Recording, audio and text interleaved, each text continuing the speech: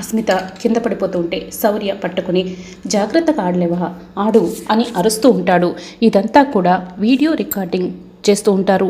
అయినా కూడా అస్మిత మరొకసారి కావాలన్న కింద పడిపోతూ ఉంటుంది. అప్పుడు కూడా శౌర్య పట్టుకుంటాడు. అసలు నువ్వు గేమ్ ఆడుతున్నావో ఏదో అర్థమవుతోందా, ఇలా ఆడాలి అని శౌర్య అస్మితకి ఆట చూపిస్తూ ఉంటాడు. తర్వాత కావాలని శౌర్యని కింద పడేసి తాను కూడా శౌర్యపై పడిపోతుంది. శౌర్య కళ్ళల్లో కళ్ళు పెట్టి చూస్తూ ఉంటుంది. ఇదంతా కూడా వాళ్ళ ఫ్రెండ్ వీడియో రికార్డింగ్ తీస్తూ ఉంటుంది. ఆదిత్య బయట కుప్పగొలిపోయి ఉంటాడు. ఇందాకటి వరకు బాగానే ఉన్నావు కదా ఆదిత్య, ఇంతలోనే ఏమైంది అని కిషోర్ అడుగుతూ ఉంటాడు. ఏమో అంకుల్, నాకు కూడా బాగానే ఉన్నట్టుంది, కానీ ఇప్పుడు అస్సలు ఆగట్లేదు. నా పరిస్థితి చాలా భయంకరంగా ఉంది. హాస్పిటల్కి వెళ్తే చాలా మంచిదేమో ఆదిత్య అంటాడు. సరే సీను బైక్ తీస్తావా అని కిషోర్ అంటే, అయ్యో బైక్ కూర్చోవడం నా వల్ల అస్సలు కాదు అని ఆదిత్య చెప్తాడు. మరి కార్ తీయనా అని కిషోర్ అంటాడు. కారులో కూడా నా వల్ల కాదంకుల్, కారులో కూడా నేను రాలేని పరిస్థితి అని ఆదిత్య అంటాడు. మరి ఏం చేయాలి అని, ఎలా హాస్పిటల్కి వెళ్ళడం అని కిషోర్ అంటుంటాడు. అప్పుడే చిన్నపాటి ఆటో ట్రాలీని రప్పిస్తారు. కిషోర్ ఆదిత్యని మోసుకొని ట్రాలీ దగ్గరికి వస్తారు. అప్పుడే ఆదిత్య ట్రాలీలో నిలబడి ఉంటే ఆ ట్రాలీ వెళ్తూ ఉంటుంది. సీను ఏమో బాయ్ చెప్తూ ఉంటాడు. అంతా నీ వల్లనే అని ఆద్య అరుస్తూ ఉంటుంది. నా వల్లనా, నా వల్ల కానే కాదు అని చెప్తూ ఉంటాడు. కాస్త ఉంటే ఆద్య ఉండవలసిన ప్లేస్లో నేను ఉండేవాడిని అని సీను చెప్తాడు.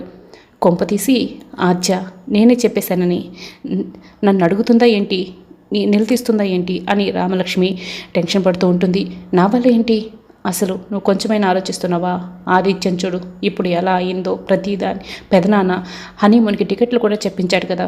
ఇప్పుడు నువ్వు చారుతో హనీమూన్కి వెళ్తున్నావు, కొన్ని రోజుల్లో అక్కడ ఉండేసి వస్తారు. తర్వాత చారు పుల్లటి తీపి వార్తలు చెబుతుంది. అప్పుడు నువ్వు చారు ఇద్దరూ కలిసి పిల్లలను కంటారు. అప్పుడు నీకు గుండెల్లో గుబులు మొదలవుతుంది. ఆ కిచెన్లో పడి పిల్లలతో వేగలేక కష్టాలు పడతావు చూడు, అప్పుడు నీకు తెలుస్తుంది. చారుతో హనీమూన్కి వెళ్ళు ముందు అని ఆద్య అంటూ ఉంటుంది. ఏంటి, దరిద్రపు చారుతో నన్ను హనీమూన్కి వెళ్ళమంటావా? నేను కష్టాలు పడతానని నువ్వు చెప్తావా? ఆ పాపిష్టి చారుతో నన్ను హనీమూన్కి వెళ్ళమంటావా? పిల్లల్ని కనమని చెప్తావా? అది ఎప్పటికీ జరగదు. 7 జన్మలకి ఎత్తినా కూడా అది జరగదు కాక జరగదు అని సీను అంటాడు. అదే జరుగుతుంది, చూస్తూ ఉండు అని ఆర్జ అంటుంది. నీ శాపం 7 జన్మలకు కూడా అస్సలు నిజం కాదమ్మా. అసలు నేను హనీమూన్కి వెళ్తే కదా అని సీను అంటాడు. పెదనాన్న టికెట్లు కూడా బుక్ చేస్తాడు, హోటల్ కూడా బుక్ చేస్తాడు. ఇప్పుడు వెళ్ళనంటే ఏమవుతుందో తెలుసు కదా, వెళ్ళకుండా ఎలా ఉంటావు అని ఆర్జ నిలదీస్తూ ఉంటుంది. హనీమూన్కి వెళ్ళకుండా ఆపేది నేను కాదు అని సీను అంటే, ఇంకెవరు అని ఆర్జ అంటుంది. అప్పుడే వద్దని చెప్పేస్తారా? సీన్ని నువ్వు ఎంజాయ్ చేయాలి కదా, ఇప్పుడే ట్రైల్ వేసాం, ఇంకా ముందు నీకే తెలుస్తుందిలే అని సీను చెప్తూ ఉంటాడు. సీను ఆర్జను చూసి నవ్వుకుంటూ వెళ్తూ ఉంటాడు. రామ ఏం ప్లాన్ చేశాడు సీను అని ఆర్జ రామలక్ష్మిని అడుగుతూ ఉంటుంది. ప్లానా, నాకేం తెలుసు అని రామలక్ష్మి అంటూ ఉంటుంది. నీతోనే కదా సీను అన్నీ చెప్తాడు. ఇప్పుడు ట్యాబ్లెట్ల విషయం కూడా సీనుకి నువ్వు చెప్పడం వల్ల కదా ఆదిత్య అలా బుక్ అయ్యాడు. నా విషయాలన్నీ సీనుకి చెప్తావు, కానీ అక్కడి విషయాలు మాత్రం నువ్వు నాకేమి చెప్పవు కదా అని ఆద్య లోపలికి వెళ్తుంది. పార్వతి రా, అవి ఈ ప్లేట్లో పెట్టు అని పద్మ హడావిడి చేస్తూ ఉంటుంది. ఏంటే పద్మ, ఏం చేస్తున్నావు అని బామ్మ అడుగుతూ ఉంటుంది. అమ్మ, సీను వాళ్ళు హనీమూన్కి వెళ్తున్నారు కదా, దిష్టి తీసి సాకనంపుతాను అని అంటే, నీకు అసలు బుద్ధుందా? వాళ్ళు హనీమూన్ నుంచి తిరిగి వచ్చిన తర్వాత దిష్టి తీస్తారు, ఇప్పుడు దిష్టి తీసి పంపడం ఏమిటి అనేది బామ్మ అంటుంది. బామ్మ ఇక్కడి నుంచి వెళ్తాడా, అక్కడ దిష్టి తగిలితే ఎలాగమ్మా? అందుకే నా కొడుకు కోడలికి దిష్టి తగలకుండా ఉండడానికి ముందుగానే ఇలా దిష్టి తీసి పంపిస్తున్నాను అని పద్మ అంటుంది. సీను గదిలో ఉన్న చారు దగ్గరికి వచ్చి, చారు ఏంటి నువ్వు హనీమూన్ని ఆపుకుంటా ఇలా లగేజ్ అంతా కూడా సర్ది పెట్టావు, నువ్వు బంగారు కోడలు అనుకొని మా అమ్మ అన్నీ రెడీ చేస్తుంది, ఉండు, ఇవి బంగారు కాదు గిల్ట్ అని చెప్పేస్తాను అని సీను వెళ్తూ ఉంటాడు. బావా ఆగు, నేను హనీమూన్ని ఆపేస్తాను అని చారు చెప్తుంది. అదేంటి, ఇక్కడి నుంచి అడిగి బయట పెట్టామా, హనీమూన్కి వెళ్ళినట్టే కదా, ఈలోపే ఎలా ఆపుతావు అని సీను అంటాడు. ఆపుతానని చెప్తున్నాను కదా అని చారు అంటుంది. ఆపకపోయావా, అప్పుడు నీ గురించి మొత్తం చెప్పేస్తాను అని సీను బెదిరిస్తూ ఉంటాడు. ఖచ్చితంగా ఆపేస్తాను అని చారు అంటూ ఉంటుంది. కానీ సీను అని పిలుస్తూ ఉంటారు. చెప్పండి మావయ్య అని రఘురామ్ దగ్గరికి వెళ్తాడు. సీను రావడంతో సీను వెనకాలే చారు కూడా వస్తుంది. మీరు ఎక్కడికి వెళ్తున్నారో గుర్తుంది కదా, మీరు హనీమూన్కి మావయ్య అని అంటూ ఉంటారు. ఎన్ని రోజులు అని రఘురామ్ అంటే వారం రోజులు అని సీను చెప్తూ ఉంటాడు. చూడు, అక్కడ ఎవరున్నారో కానీ ఎవరు లేరు కదా అని మీ ఇష్టం వచ్చినట్లు ప్రవర్తించావనుకో, నేను అసలు ఊరుకోను. అక్కడ నాకు తెలిసిన వాళ్ళు కొంతమంది ఉన్నారు. నేను ఆల్రెడీ నిన్ను గమనించుకోమని వాళ్ళకి చెప్పి పెట్టాను. కాబట్టి నువ్వు ఏ వేషాలు వేయకుండా బుద్ధిగా ఉండు అని వార్నింగ్ ఇస్తూ ఉంటాడు. కాస్త డబ్బులు కూడా ఖర్చులకి ఇస్తాడు. అమ్మా చారు, కాస్త ఖర్చులకి నువ్వు కూడా డబ్బులు పెట్టుకో అని బామ్మ కూడా ఇస్తుంది. పెదనాన్ని ఇచ్చారు కదా అని చారు అంటుంది. పర్వాలేదులే అమ్మ, తీసుకో అని బామ్మ డబ్బులు ఇస్తూ ఉంటుంది. ఇద్దరు వాళ్ళ దగ్గర ఆశీర్వాదం తీసుకోండి అని చెప్పడంతో ఇద్దరు కాళ్ళు మొక్కుతూ ఉంటారు. అదేంటి హనీమూన్ ఆపుతానని చెప్పి ఇది అసలు ఆశీర్వాదం తీసుకుంటుంది, ఇది ఆపకపోవాలి అని సీను మనసులో చారు మీద కోపంతో చూస్తూ ఉంటాడు. ఆపుతాను కదా అని చారు కూడా కళ్ళతోనే చెప్తూ ఉంటుంది. క్షేమంగా వెళ్ళిరండి అని బామ్మ చెప్తూ ఉంటుంది. దీంతో వెళ్తే క్షేమం కాదు, క్షేమమే అని సీను మనసులో అనుకుంటూ ఉంటాడు. అప్పుడే చారు చాలా కోపంతో రగిలిపోతూ పార్వతి వైపు చూస్తూ ఉంటుంది. తర్వాత చారు పార్వతి మెడ పట్టుకొని నెట్టేస్తూ ఉంటుంది. ఏ చారు, వదలవే, నా ప్రాణాలు పోతాయే అని పార్వతి అరుస్తూ ఉంటుంది. అసలు సీను బావకి ఆ బంగారు నగలు గిల్ట్ నగలని ఎందుకు చెప్పావు?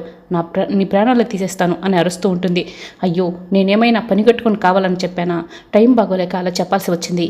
మా ఆయన మీద ఒట్టేసి మరీ చెప్పించుకున్నాడు. నేను నా నగలను ఒట్టు వేస్తాను కదా, అందుకని మా ఆయన ప్రాణాలు, నా తాళి కూడా తెచ్చేస్తామనుకుంటున్నారా? నేను అలాంటి పరిస్థితులు చెప్పాల్సి వచ్చిందని పార్వతి అంటుంది. ఇప్పుడు చూడు, నీ వల్ల ఆ హనీమూన్ ఆపకపోతే ఈ విషయం మా అత్తయ్యకి చెప్పేస్తానని సీను బావ నన్ను బెదిరిస్తున్నాడు అని చారు అంటుంది. ఏంటి, వదినకి చెప్పేస్తాడంటున్నా అని పార్వతి అంటుంది. అవును, అత్తయ్యకి తెలిస్తే నా ప్రశాంతత పాడైపోతుంది అని, నీ ప్రశాంతత మాత్రమే పాడైపోతుంది, నన్నైతే ప్రాణాలతో ఉండనివ్వదు. ఏదో ఒకటి చేసి ఈ హనీమూన్ని ఆపేసేచారు, అదే మంచిది అని పార్వతి చెప్తుంది. నాకు ఒక ఐడియా వచ్చింది. చూడు, ఆ ఉయ్యాల్లో ఉంది కదా, సరిగ్గా నేను సీనుబాబు వెళ్తూ ఉంటాం. సీనుబాబు ముందు వెళ్తుంటే నేను వెనకాల వెళ్తాను. అప్పుడు నువ్వు ఫస్ట్ తుమ్మగానే ఈ ఉయ్యాలను రెడీగా పట్టుకో, రెండో తుమ్మగానే నువ్వు ఈ ఉయ్యాలని వదిలేసాయి. అప్పుడు సీనుబాబు నడుముకి ఈ ఉయ్యాల తగిలి నడుము విరిగిపోతుంది.